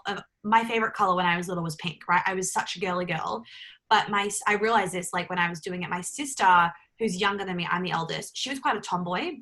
Now, when I was an adolescent, like when I was like, I don't know, probably like 10 or something. No, it would have been older than that, like maybe 15. And like I started getting to those teen years where like I wanted to be liked by the boys, X, Y, and Z. My sister was always the cool one in the family because she was the tomboy. I was girly, hated spiders, hated like being outside, all that kind of stuff. And it was always, oh my God, Monica's a princess. And it was like shamed on for being girly. And Annabelle was chill and cool and the easy one. And obviously, like, you want to be the easy one. So it was like, oh, I need to be more like that. And being like, this is wrong. When I was really little and my favorite color was pink, I actually remembered changing it. And I would tell people other colors. But it would always change because I didn't have another favorite color. My favorite color was pink. But I would tell people like, oh, blue or like purple or orange. but they weren't my favorite colors. It was that I thought pink was too girly and being a girl was wrong. And this was such subconscious shit that only came out when I started doing the work. And so many women and so many men don't even realize that they're internalizing these things about being a man or being a woman, or they internalize shit about women and we internalize shit about men.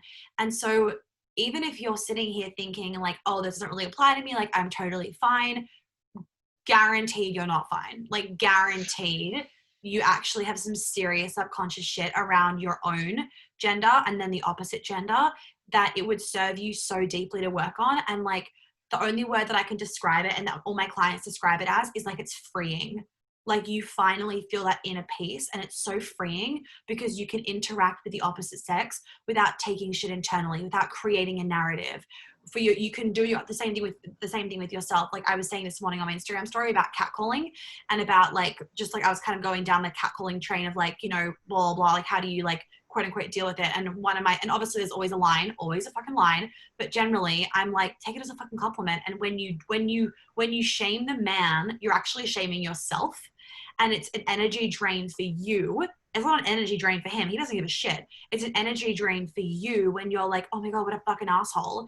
Instead of being like, thanks, and being like, I'm almost looking pretty fucking spunky today. Amazing. Oh my God, I said spunky. Sorry, my mom says spunky to things. She calls me spunky.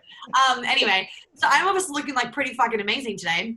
And I've said this a couple times, and the amount of women that are like, oh my God, this is so true. And even people are replying to my story today of like, I said this a while ago, and quite a few girls have put it on their Instagram story when they've done it, or a girl replied today to my story, and she was like, I heard you say this before a while ago, and it is so much more freeing to walk down the street and actually take it as a confidence boost than shame the man for doing it. Because I no longer take it as like I'm wrong or that I should wear a longer skirt or whatever. I'm like, thanks. And I move on with my day. And like, just imagine living life where you don't internalize shit all the time. Like it is so much better to be living like that. And we could all do the favor of like working on healing our shit with the opposite sex, because we all hold so much shit towards the opposite gender. That was awesome. Okay, I wanted to take a little bit of a turn here. Yeah. You know, I wanted to give a trigger warning because this is a touchy subject. I think the whole podcast needs a trigger warning. Yeah, this whole podcast will have a trigger warning. Okay.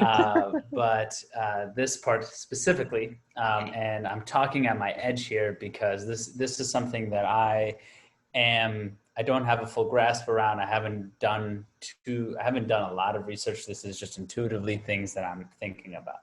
Mm-hmm. And so I want to talk about the world of non-binary and gender spectrum.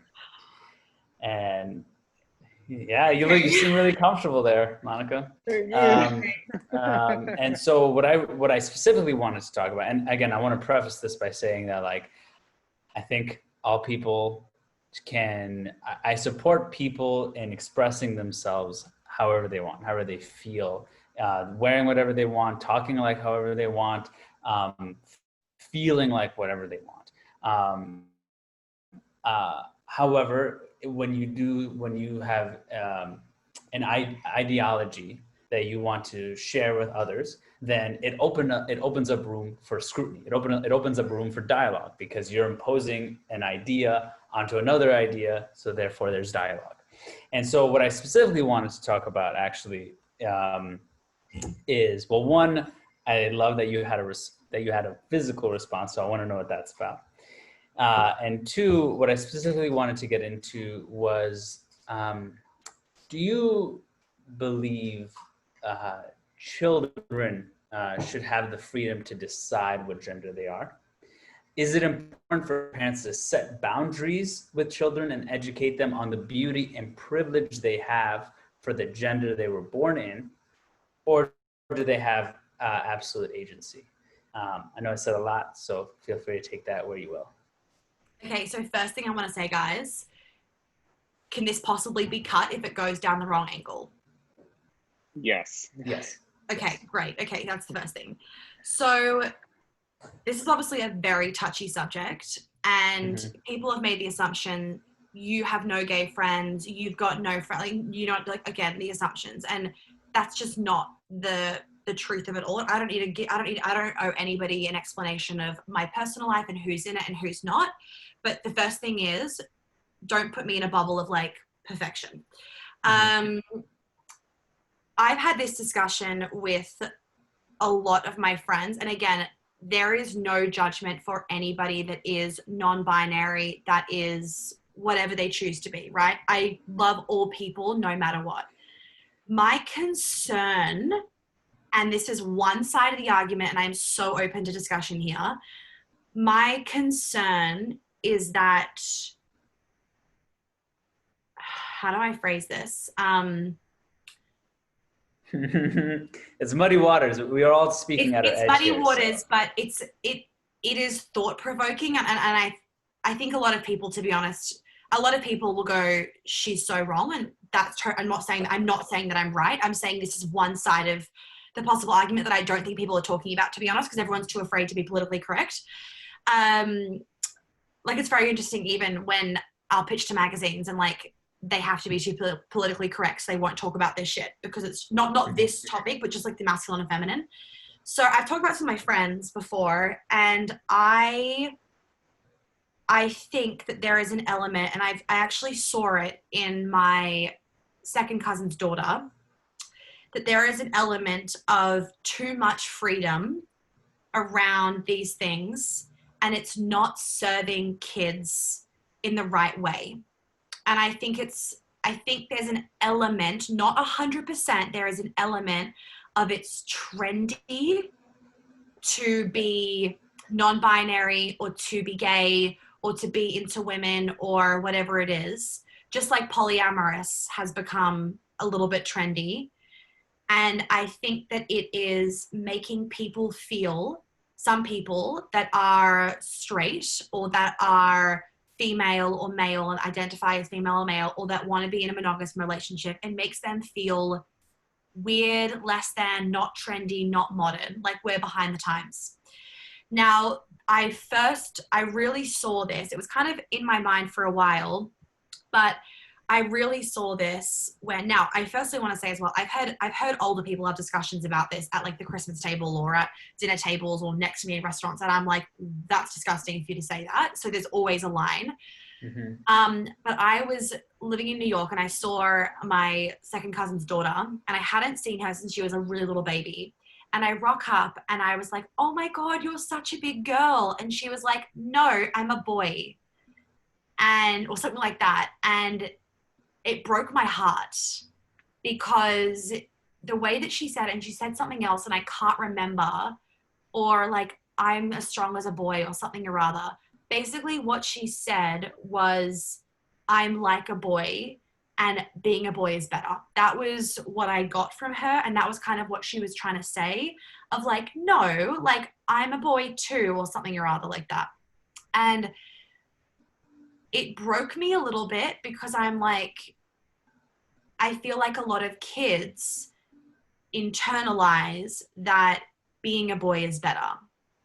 And that's still kind of happening, right? And because there is possibly more freedom and more acceptance around non-binary and X, Y, and Z at the moment, it makes me wonder, are kids, like some people are obviously like they're born and they feel like they're not in the right body 100%, but are some kids, are their stories, are their narratives, are their beliefs influencing them too much, where if they healed their shit, they wouldn't be thinking the same thing?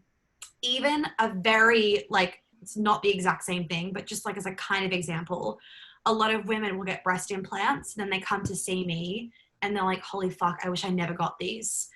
Because they finally love themselves as they are deep in their feminine core. And they're like, oh my God, I actually like don't want these anymore. And now I hate that I have them.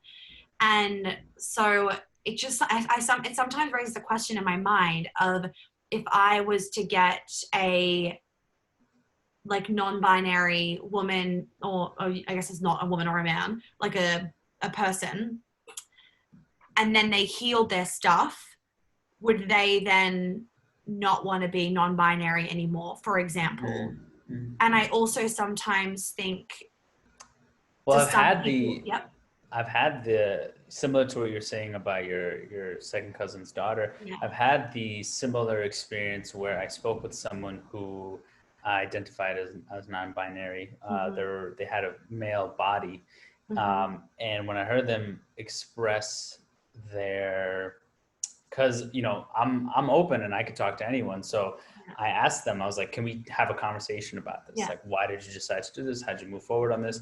And when they went on to describe their experience, they basically said that, like, as a child, like, it showed up in their body, but even as a child, they said that, I was never, I never had the characteristics of what was traditionally considered a man.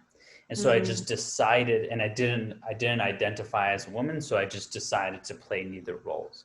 And that to me was also like, well, there is an assumption that whatever the traditional understanding of what a man is Right. the only way you can approach being a man. Yeah. And that instead of facing that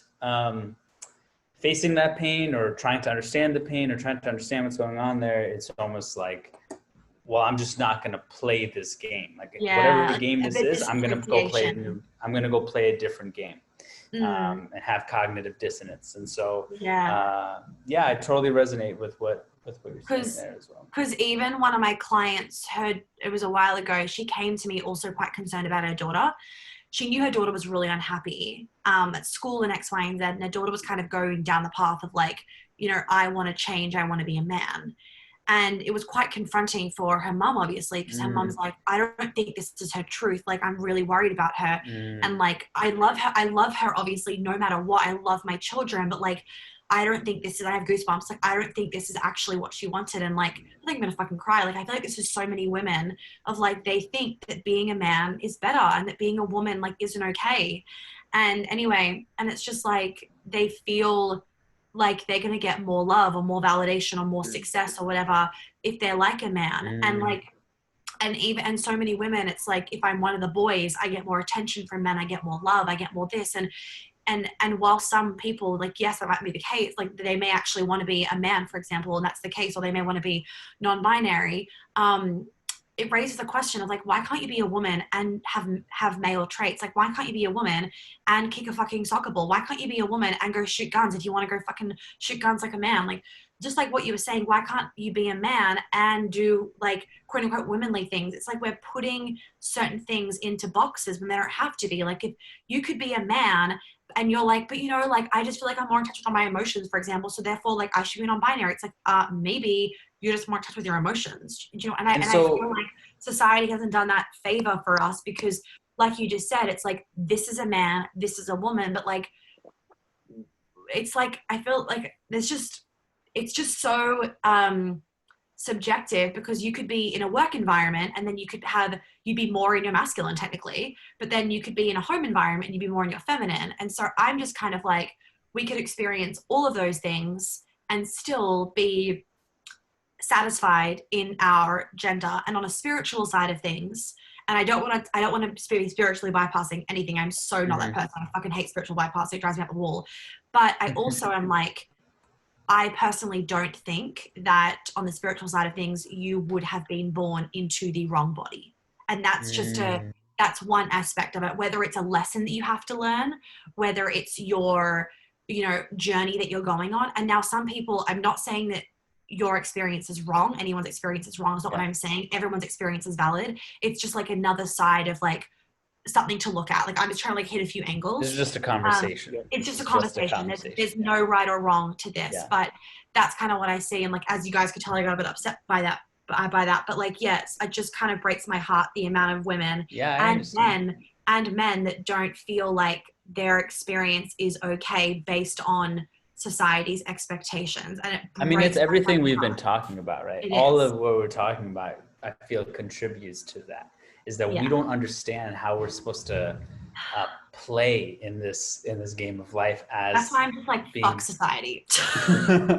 and so I don't want to stay on this topic too long, but one thing I'm so curious to know from your perspective is, I personally 100% agree with what you're saying, is in the sense of like, why can't you do all the things you want to do and be and act however you want to act and express yourself however you want to act and be completely okay with saying you're a man, saying you're a woman. There's the argument that,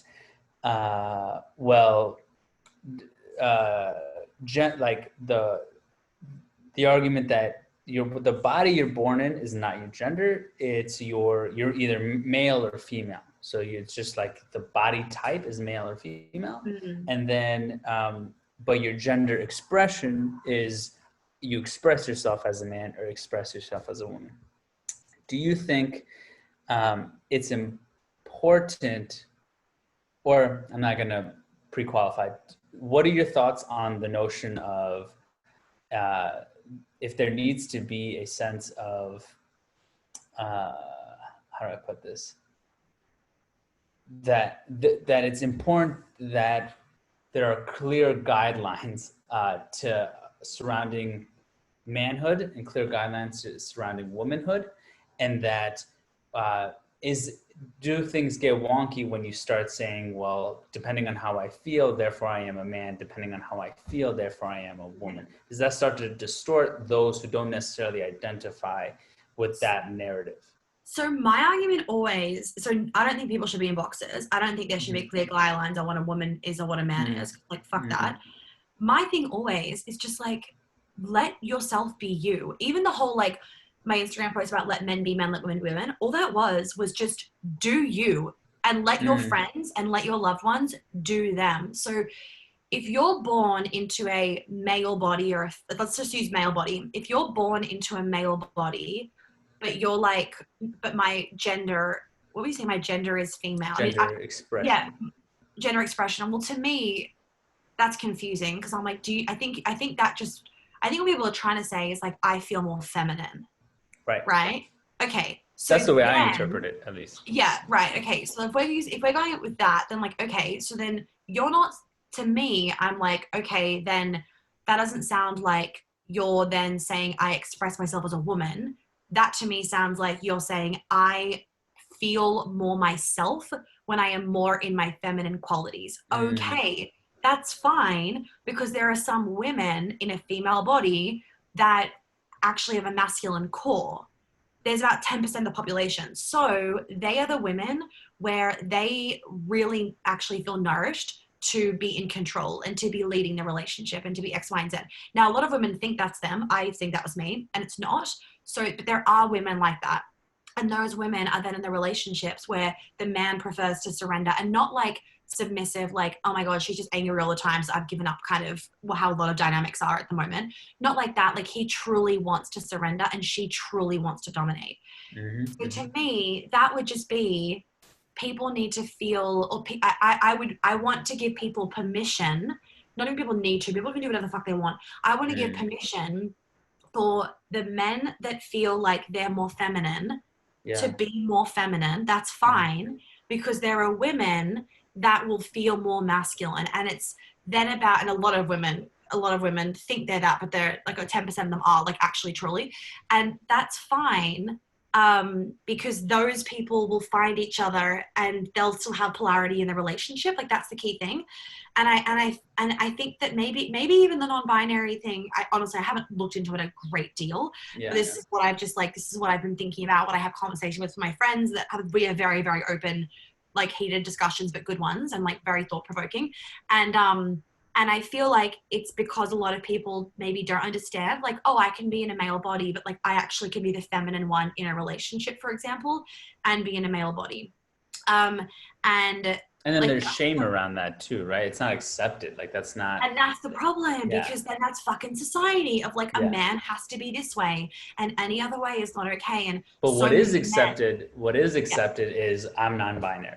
You're not going to let me be a man and be feminine. So I'll just be with the other thing that's the same thing, but you're saying it's okay for me to do that. Exactly. Anyway, and so, I mean, we could just go on this forever, but my point really is that hold on, what's my point? My point is that it breaks my heart when people just feel like they can't be their true selves. That's my point. And what I am hoping for people to be able to achieve is to then find happiness in their truest self-expression. And that you will find that when you've cleared all your stories and your bullshit. And a lot of people, they act from their stories and their upbringing and their narratives in their head. And that concerns me then, because then the question is that the person's truth or is it their story? So for example, that client, her daughter is, and that's saying, I want a sex change, is that, and I'm not saying this, I know that's different to non-binary, but just like for the topic of conversation, is that her truth, or is that because she believes the world is a better place when I'm a man? And that's what's heartbreaking for me, because I never wanted a sex change when I was in my masculine, but I definitely believed that like being a man was better and easier, like I was saying before. And now that this stuff is so accepted in society, it's easier. And my question mark over that is, does that mean that more people are able to jump into that category, for want of a better word, because they think that's how they're going to be happy? And it's kind of like a bypassing their true process they need to go through. Does that make any sense? It's a hard topic, but it's a hard topic. Good one. It's a hard topic to talk about. It's a new idea. It's a new idea. It's a very triggering idea. So I'm just happy that you were open to go in there. And I think we all agree, and just to reiterate, is that we want people to do what they want. We want that's people the bottom to be, line. But if it's really, be happy. We want people to be happy. And we also recognize that when there is an idea that is being pushed onto culture, it can have negative side effects. And so those conversations need to be had as well. And I don't think there's a lot of them being had, especially amongst young people. And so I think it's wonderful that we can get together and have this conversation, like this entire conversation. So to jump off of that, one of my last questions that I wanna ask is, you brought something up earlier, because Ruben and I and a lot of the people we listen to, I think there's a lot of conversation around male mentorship. There's a lot of conversation around men need mentors in their life. Men need strong father figures to understand how they can go from boyhood to manhood. And without that, there grows resentment, there grows the shadow masculinity, all these things. And you said something which was interesting, which was like, because of the way your mother showed up in your life as a child, you grew this resentment towards womanhood. So I'd be curious to know what your thoughts are for mothers who have daughters and are dealing with similar things and also trying to navigate this world. How can women show up for their daughters? How can women show up for younger girls to help them feel confident and comfortable in womanhood, and all the things that we discussed today? Okay. They have to do their own work. Like, this was the key thing. So I'm the eldest, like I've said. So my sister, it's beautiful because she's had the influence of myself and my mum having done the work. So her perception of her period, her perception of the feminine and everything is completely different to what mine was, because we've got like not a huge age gap. I'm 23 and she is 18, but like enough of an age gap that like she was still a teenager when I'd gotten into this work. And my mum has done like 2 of my programs. She says she's hella into it as well.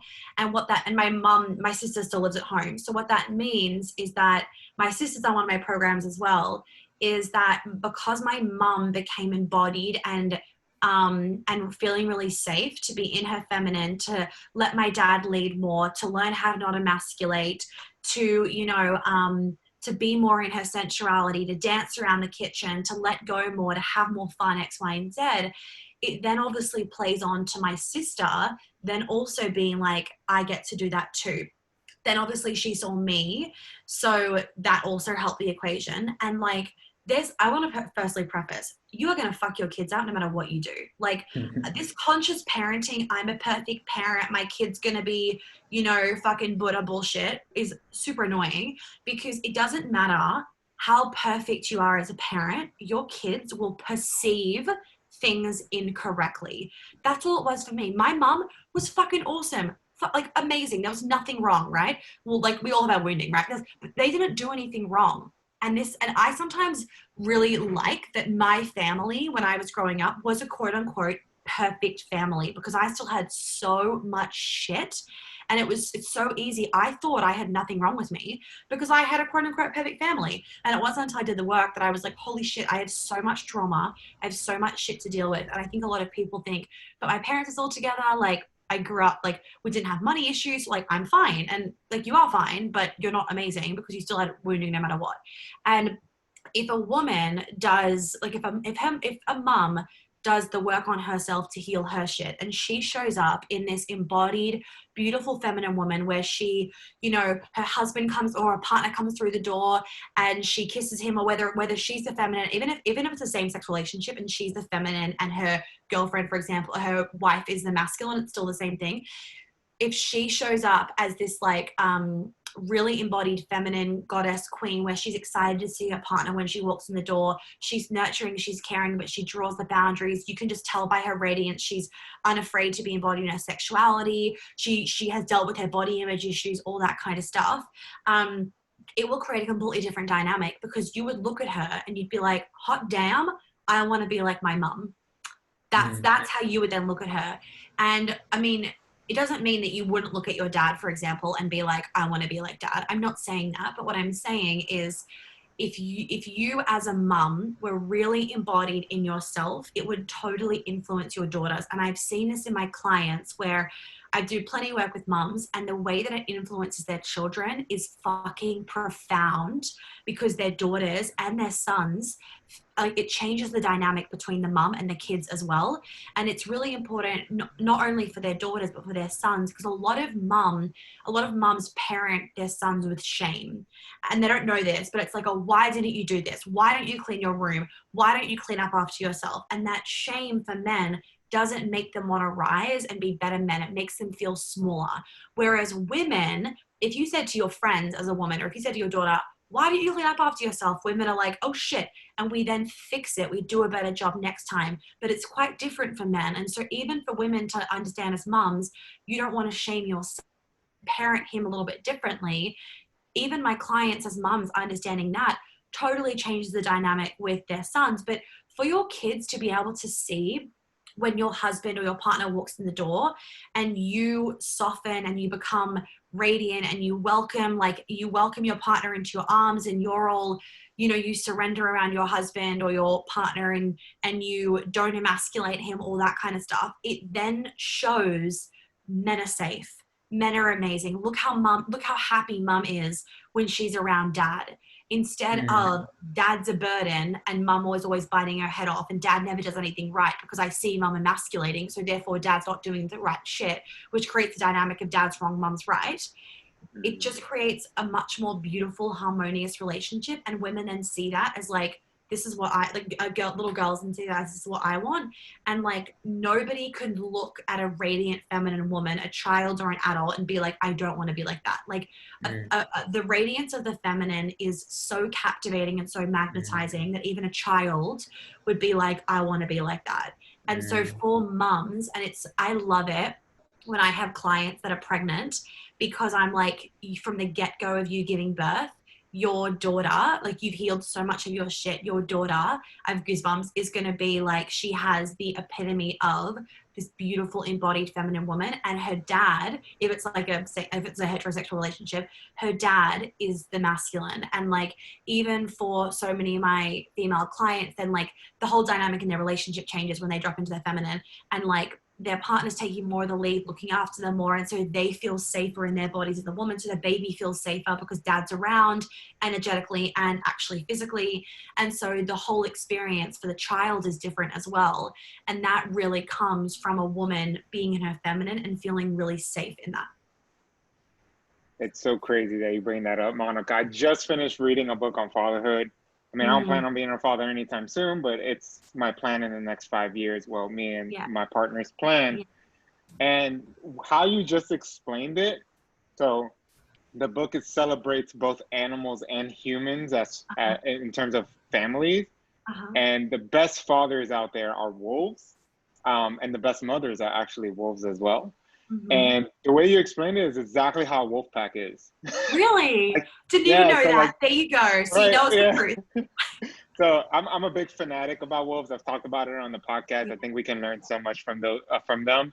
And it's so funny how the alpha male will be into his masculine, protect the family, hunt for the family, do everything necessary. He's purpose driven versus the woman who will stay in the den, take care of them, nurture them and do the things that they have to do.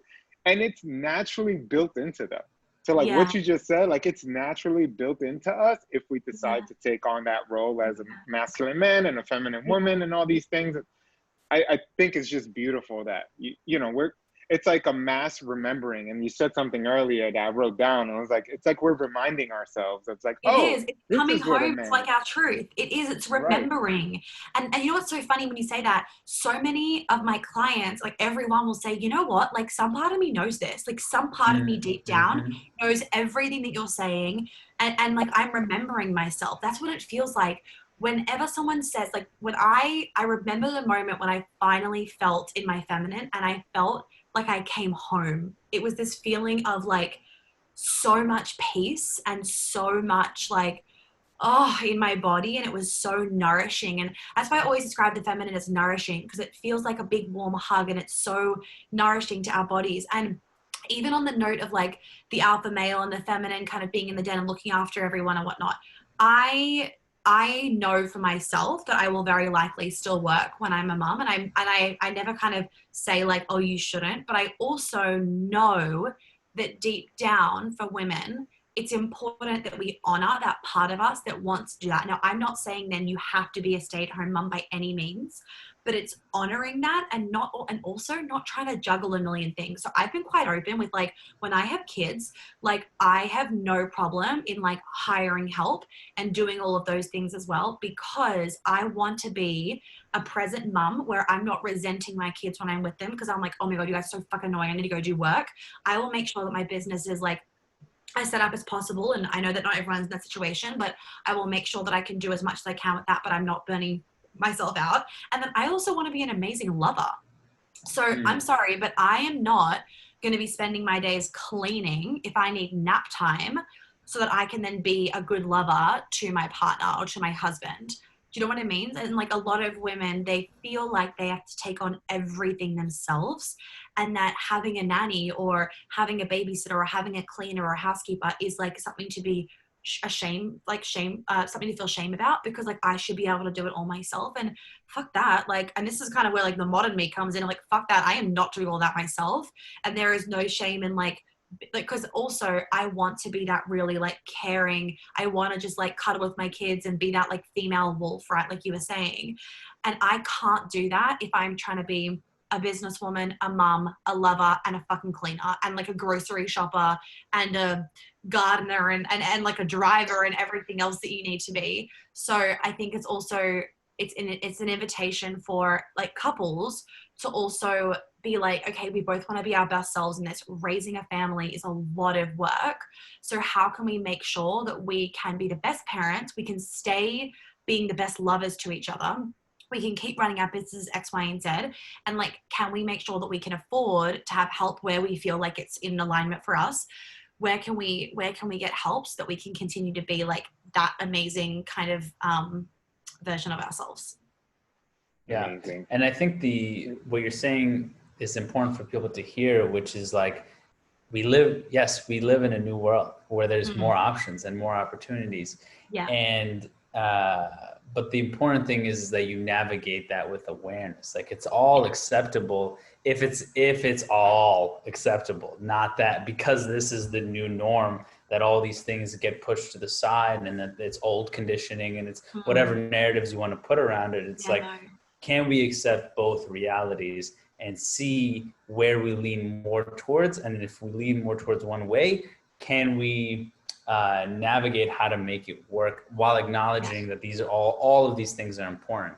the issue comes in obviously when you don't acknowledge one way or the other, and then it shows up as resentment or all the other things. Exactly. And the resentment is what kills relationships. And there is no right way to do like the parenthood thing, for example, with like women and men and whatnot. And I think it's really important that everyone allows themselves to have their own reality for that. So I know some of my friends that are pregnant, they just want to be a stay-at-home mom at this point and just like do that. And then like I know other women that want to be able to juggle both, and that's all welcome. The bottom line always for women is like what will feel the most nourishing to them. And like I know, for example, like I cannot wait to be a mom. I mean, I'm getting a puppy just so that I can be a fucking mom earlier. Like that's how badly I want to be a mom. But I know that I love being a businesswoman so much, and I love having my own company, that I could never let that go. So how can I make sure that I can do both without like rejecting either of that, plus like my marriage or whatever it is at the time, like plus that side of things. And I just, as the last note, I just want to like, in relationships, I see it way too often, unfortunately. The resentment is the killer, and resentment is so easy to get in there, and it's easy to bury, and then it explodes, and you can't reverse that shit once it's gotten to a point most of the time. And so it's really important that for couples, that they're like open about like what they want to do with like kids or relationships or responsibilities or X, Y, and Z. And I think it's really fucking important that couples kind of take out that pressure of like, oh, if we have a nanny, then we're bad parents or X, Y, and Z. Because I always think like, okay, like, yes, I know the bonding, for example, I know like when the kids are young and they're screaming, and like when the baby's young and it's screaming at 2 a.m., I know the bonding is important, but I also know that I'm the crankiest bitch when I'm tired, and me getting up all the time to feed the baby, for example, would only make me become resentful towards myself. And not like, for example, this is just an example. I know that I would get resentful at myself for not hiring someone else to do it sometimes, like a night nurse or whatever. And then I would also get full resentful at my partner because I'm like, fuck you, why don't you have to do this shit? And so it's really important to like honor your own things in you, basically, so that you're not projecting your shit onto somebody else, especially as a woman, because like obviously we're the mums, we have to do a lot more because like we're the ones feeding the babies, like there's a lot of bonding, like we fucking gave birth, X, Y, and Z. So really making sure as a woman, like what do you need from your partner, so there is no resentment, so there is no fuck you, I gave birth to this kid, do whatever, like, you know what I mean, like that kind of common thing of like we're the victim because we had to give birth.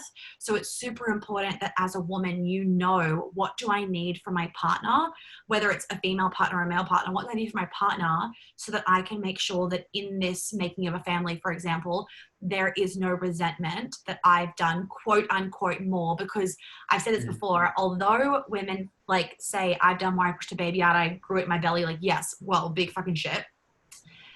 Men also do a lot. Like they're also working every day, for example. They also have a lot of stress on their back of like, I need to make a lot of money to be able to put my kids in a good school or raise my kids, or there's that constant pressure and stress. And I just want to remind women of like, men have their own stress too. Men have their own pressures. Men have their own responsibilities in the family.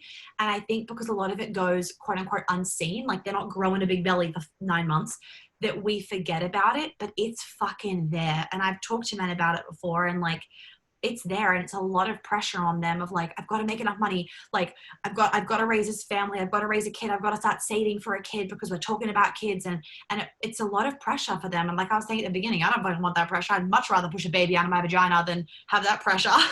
So just like a reminder to women to also honor that like men are doing their piece of the equation. And don't take that pressure away from them. They want that pressure. Yes, correct. Just acknowledge that it's there. Exactly. The end. All right, Monica. So obviously, as we close out, share with the folks what you got going on right now. I know you have a program going on. Yeah. Like, please share and share where they can find you to connect with you as well. I think the best thing, to be honest, I always have a million things going on. I am actually, I don't know when this is coming out, but I am going to make an emasculation course of like, it's going to be called Be a Lover, Not a Mother. And it's going to be like a 4-week like Stop Emasculating Men course. So for any men listening, I might want to like nudge this to their partners, or for any women listening, take it. I am going to do that, but like that will be in like December time, I think. The best place to find me is on Instagram. That's where I'm always hanging out with my vibes. Monica Yates Health, and then everything's on my website, monicayates.com.au. That's generally the best place to go to see like kind of what's happening. I'm really active on Instagram, so I don't know when this is being posted, but if someone just goes to my Instagram, they'll see kind of what's happening, or they can just send me a message. For male, if any people though listening that are men want male coaching, I only do one-on-one. I don't do any group stuff. So that's me. And Amazing, there we amazing. have it. Thank you so much for being on, Monica. you. Look, we went over time, and my but podcast, as you said it, my podcast is feminine as fuck. fuck. Feminine as fuck. So many men learn so many things from there, and just fucking the amount of times just last thing, the amount of times that my female clients would say, so I was doing something last night and then my boyfriend was like, babe, what would Monica say right now? Like, I feel like I'm in everybody's relationship. It's so funny because men just love what I have to say. So Feminine as fuck is my podcast. Yep, That's and all of awesome. this will be in the show notes, so folks, you can use that to click in and reach out to Monica. Thank you again, Monica. This was amazing. What a conversation. Can't wait for part 2. Yes. Yeah, this is awesome. Thank you so much, Monica. Really Thank appreciate you guys. it. Thank you. Thank you.